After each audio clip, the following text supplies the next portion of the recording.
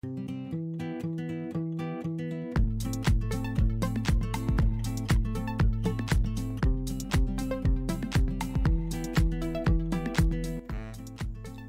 et bienvenue sur Tout droit, tout simple, le podcast qui vous fait découvrir les métiers du droit, leurs évolutions et les innovations juridiques. Je suis Delphine Bordier, ancienne avocate et directrice juridique et aujourd'hui LegalOps, c'est-à-dire consultante en stratégie juridique et organisation.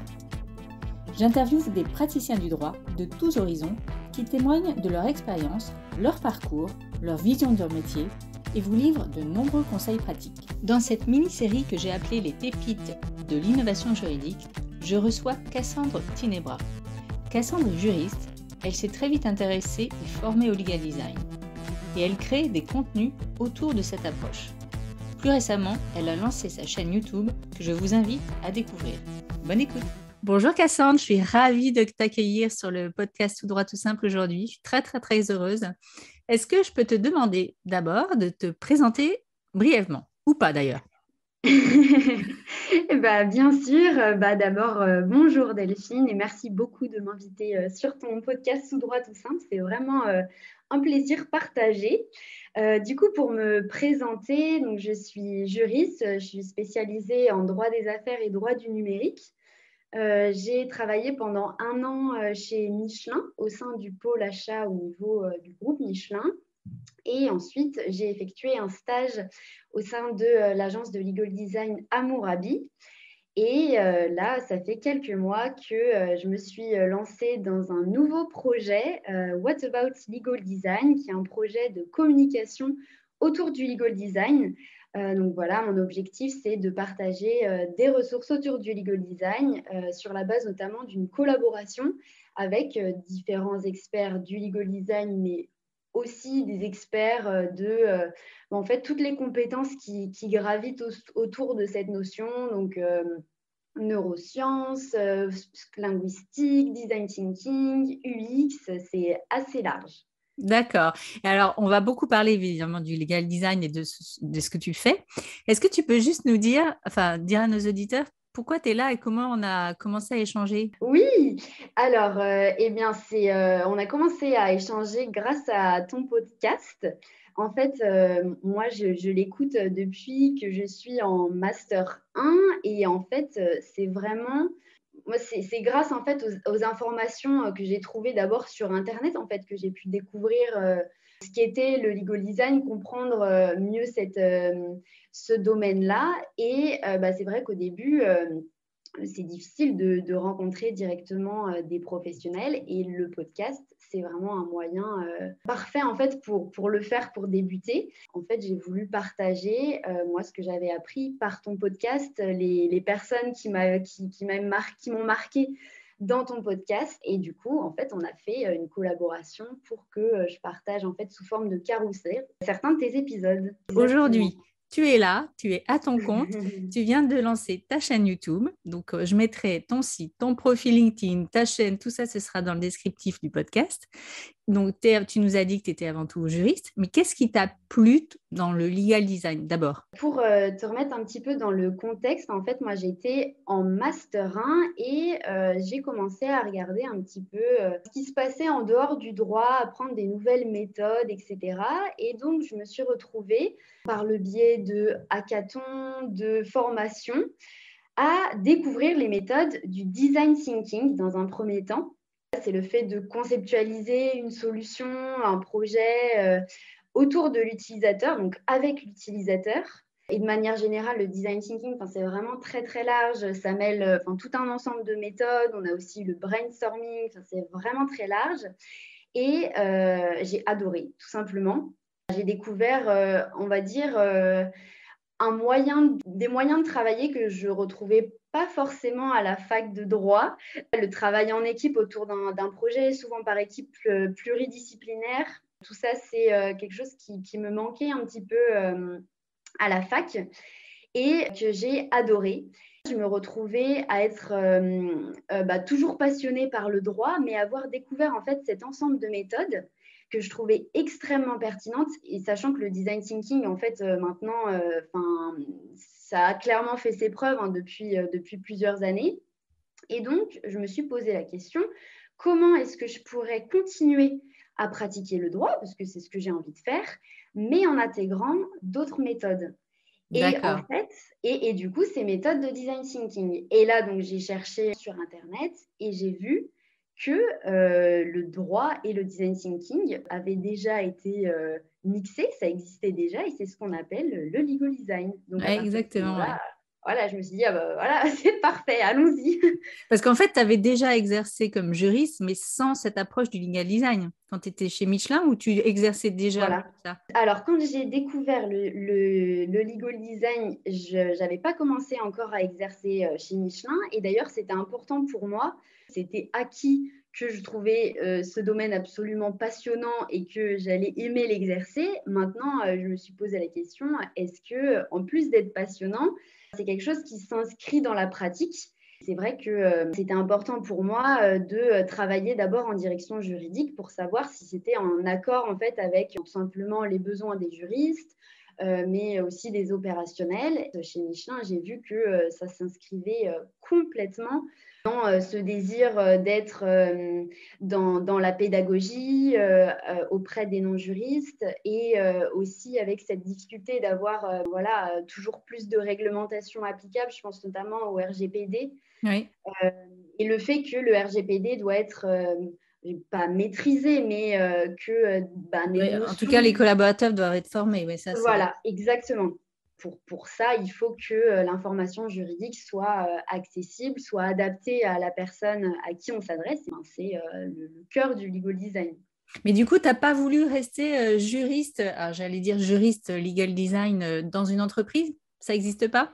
Si, ça existe. Et justement, c'est quelque chose que j'ai envie de faire. C'était important pour moi de me lancer à plein temps sur mon projet parce que ça demande énormément de temps et en plus, moi, ça me permet de continuer à me former.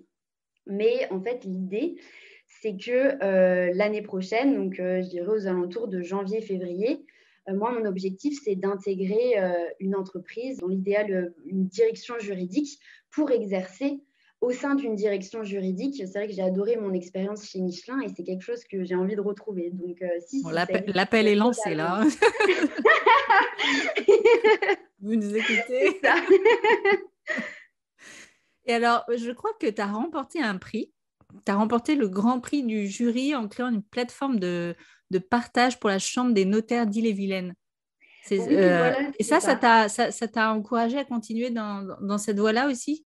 Surtout que le notariat, c'est quand même une branche du droit qui est assez traditionnelle avec beaucoup de codes. Mm. Et en plus, on est sur une matière complexe. Et donc, le fait de voir que la Chambre des notaires avait comme objectif d'être plus innovant, d'intégrer aussi de la technologie, tout ce genre de choses dans leur pratique, ça m'a encouragée avec le fait de me dire, voilà, il y a une demande au niveau des professionnels du droit. C'est super intéressant et en plus, ça m'a permis aussi d'appréhender en fait les besoins des personnes qui se lancent dans une démarche d'innovation avec ce besoin, enfin ça va sûrement te parler, hein, ce besoin d'être vraiment centré sur l'humain en fait et Oui. peut-être cette peur que la technologie, l'innovation va en fait faire reculer, on va dire, le rapport à l'humain, de garder en tête qu'en fait, la technologie, au contraire, elle peut servir à l'humain. Et Oui, en se recentrant justement sur leurs besoins. voilà, Ouais. exactement, Mm. exactement. Alors, tu nous l'as dit, tu t'es lancée comme indépendante là pour l'instant pour vraiment maîtriser bien ce domaine. Qu'est-ce qui est pour toi le plus difficile? C'est vrai que le fait d'être indépendante, ça a énormément d'avantages, mais c'est vrai que je dirais que la difficulté principale, pour l'instant, c'est le financement, tout simplement. Moi, là, je me suis lancée dans un canal de communication. Mon objectif, c'est de partager un maximum d'informations. Ça me plaît énormément et c'est vraiment au cœur de mes projets. Mais ça demande énormément d'investissement.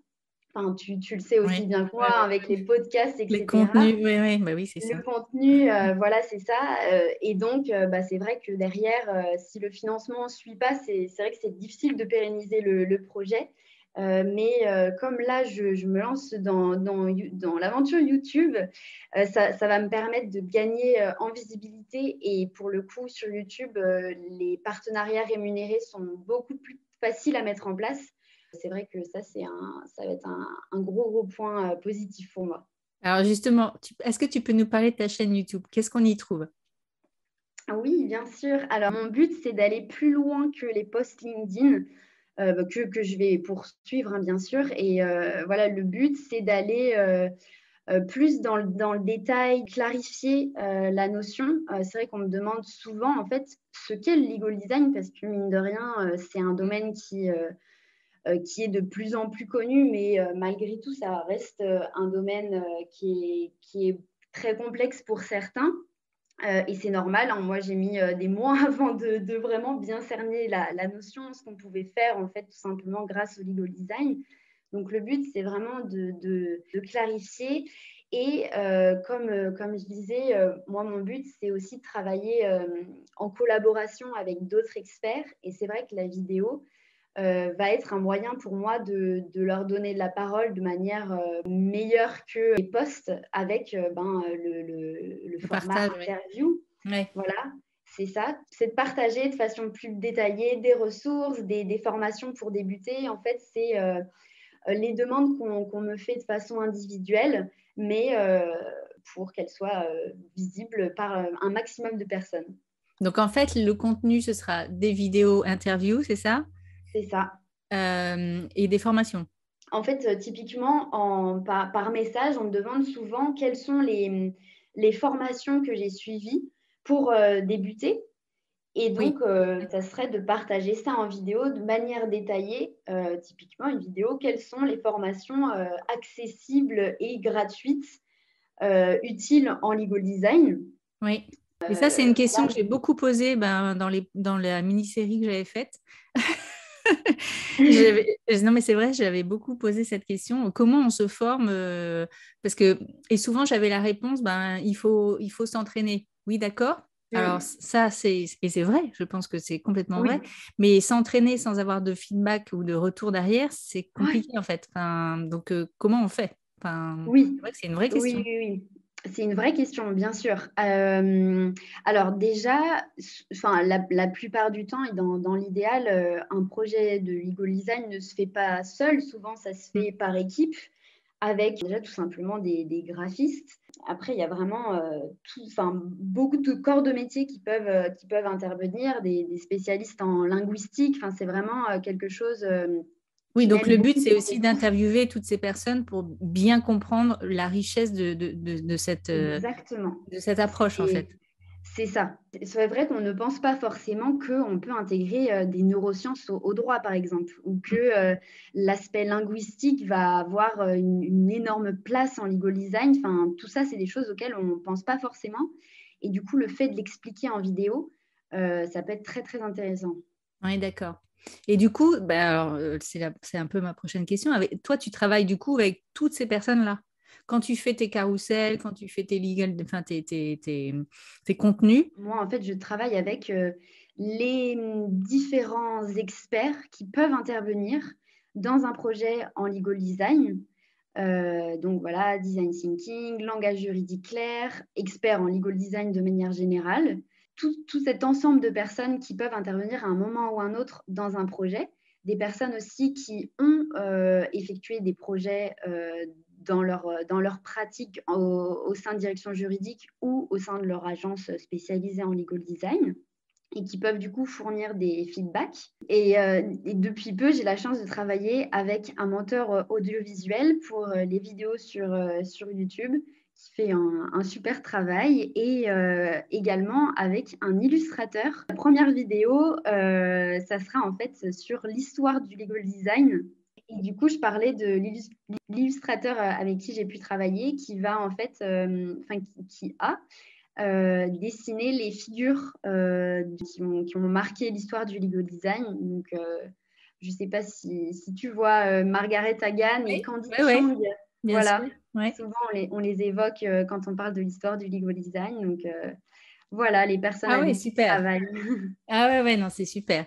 Et est-ce que toi, tu vois une évolution au sein justement des directions juridiques et aussi chez les avocats dans Mm. leur approche avec leurs clients, la façon dont ils expliquent et la façon dont ils peuvent résoudre les problèmes? Je vois très souvent des personnes qui sont encore sceptiques face au legal design. En Mm. fait, je pense même que c'est une majorité encore, tu vois, de personnes sceptiques ou de personnes qui tout simplement ne connaissent pas encore le legal design. Et voilà, il y a aussi beaucoup d'idées reçues qui circulent, que voilà, c'est en fait juste rajouter des couleurs et des schémas, quitte à réduire énormément Le message. Oui. le message exactement, et du coup perdre en portée juridique. C'est vrai que quand on a toutes ces idées reçues, c'est difficile de faire confiance au legal design et ça se comprend. Donc, je pense qu'il y a aussi, voilà, il y a encore du travail à faire pour Oui. voilà, que cette notion soit mieux comprise. Ce que j'ai vu, c'est plus au niveau des directions juridiques. Moi, Mm. j'ai plus de contact avec des personnes qui sont juristes, qui ont testé ou qui veulent tester des méthodes de legal design, que des avocats, même si j'en ai aussi. Enfin, je ne sais pas si c'est ce que tu as, si c'est ce que tu as remarqué toi aussi, que Ah c'était oui, plus oui, oui, voilà. moi, c'est mon constat aussi, hein. C'est très Mm, nettement les directions juridiques même s'il y a des avocats et des cabinets qui s'y intéressent, mais mm. oui, de façon générale, c'est certain. Mais parce qu'ils sont Voilà, aussi plus au cœur du réacteur avec les utilisateurs et les opérationnels, exactement. hein. Donc C'est ça. forcément, eux, ils Mm, en ont mm. plus besoin au Oui. quotidien, hein. Tu parlais d'une évolution, et l'année dernière, je suis allée au rendez-vous de la transformation du droit, comme toi d'ailleurs. Oui, On n'a oui, pas eu oui. l'occasion de se voir, mais peut-être que cette année, on pourra se croiser là-bas. Euh, donc, je suis allée à ce village du legal design qui avait été organisé au sein des rendez-vous de la transformation du droit. Et en fait, moi, c'est la première fois que j'y allais. Et justement, ça m'intéressait de savoir si il y avait une différence en fait entre l'année 2000, c'était en 2021, et la première édition qui avait lieu un an auparavant, s'il y avait une évolution sur les mentalités des personnes qui venaient au village du legal design. Et ce qu'on m'a dit, et j'étais vraiment très heureuse de l'apprendre, c'est que la question qui était posée lors de la première édition, c'est pourquoi le legal design. Et apparemment, la question qui était plus posée lors de la deuxième édition, c'est comment. Comment? Ouais, Voilà. ça, c'est une vraie évolution quand même, hein. Donc voilà, non mais franchement, c'est génial. Moi, Ouais. je trouve ça génial. Avec des personnes qui sont conscientes de tout ce qu'on peut faire avec le legal design, mais voilà, qui veulent savoir comment on fait. Et donc, ça, je pense que c'est important de le souligner. Et Ma prochaine question, c'était est-ce que tu avais des ressources à partager pour se former et s'initier à cette matière? Donc, il va falloir oui, attendre ta chaîne YouTube, c'est ça? ah bah voilà. Sinon, alors, moi, j'ai beaucoup aimé suivre des formations sur Open Classroom. Je ne sais pas Oui, si tu connais cette oui, plateforme. oui, oui. Euh, Avec En beaucoup de fait, MOOC gratuits. voilà, Oui.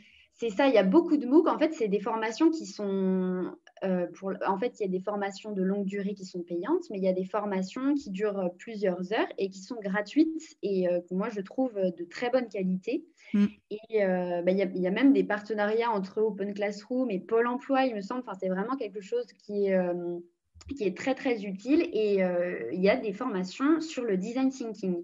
Alors, il n'y en a pas sur le legal design encore, mais je pense que c'est intéressant aussi d'aller voir ce qui se passe dans d'autres domaines du droit et ensuite d'apporter ces méthodes dans sa propre pratique. Alors, on entend justement souvent, on l'a dit, hein, qu'il faut pratiquer, s'exercer. Mais comment tu as fait toi? Parce que quand on fait cet exercice, on peut essayer de le faire seul, hein. On dit, voilà, Mm, moi je vais essayer, je prends un email, je prends un contrat, je le fais. mm, Mais comment mm. on fait si on n'est pas accompagné, si on n'est pas corrigé derrière? Comment on peut faire en fait? Oui, alors c'est vrai que quand on ne travaille pas en équipe, c'est forcément plus compliqué. L'idée, c'est d'apporter des réponses, de répondre aux besoins en fait d'un client, Oui, d'utilisateur de manière précise. Du coup, à partir du moment où on va faire tester notre solution, où on va faire lire le mail, le paragraphe de conditions générales qu'on a retravaillé à des personnes qui sont non juristes et qu'on va répondre à leurs besoins, qu'elles vont tout simplement comprendre ce qu'on leur apporte. Pour moi, c'est qu'on a C'est réussi. gagné, oui, d'accord. Voilà, c'est gagné. Oui, il n'y a pas forcément besoin, toujours en tout cas, enfin, ça dépend de la complexité peut-être du problème à résoudre, mais il n'y a pas forcément toujours besoin d'être corrigé par quelqu'un qui fait du legal design. En fait, il faut aller voir l'utilisateur et voir si ça fonctionne, quoi. Exactement, c'est ça.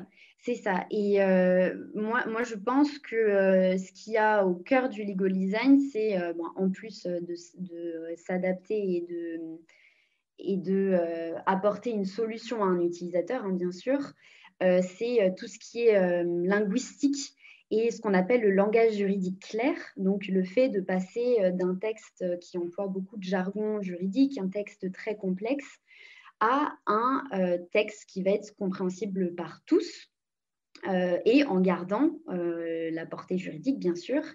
Et en fait, il y a des lexiques qui existent. Peut-être que je pourrais t'en envoyer, comme ça, tu pourrais les mettre en description. Oui.